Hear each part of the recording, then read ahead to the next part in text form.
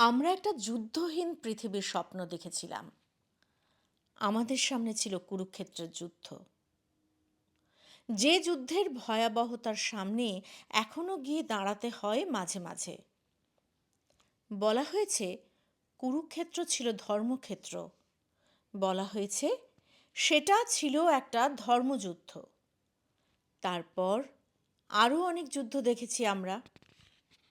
সবগুলোই ছিল ধর্মযুদ্ধ, ধর্মপ্রচারের যুদ্ধ, বিধর্মীদের ধ্বংস করার যুদ্ধ, নারী হরণের জন্য যুদ্ধ, নারী হরণের বিরুদ্ধে যুদ্ধ, শান্তি স্থাপনের নামে যুদ্ধ।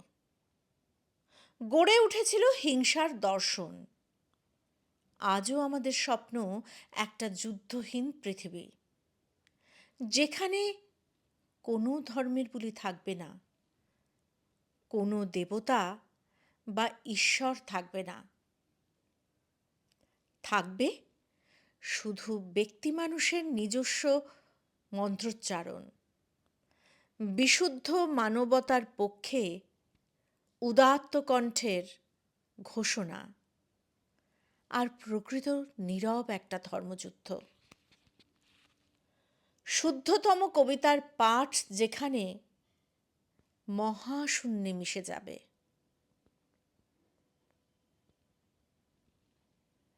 কবি কালীকৃষ্ণ গুহের লেখা ধর্মযুদ্ধ।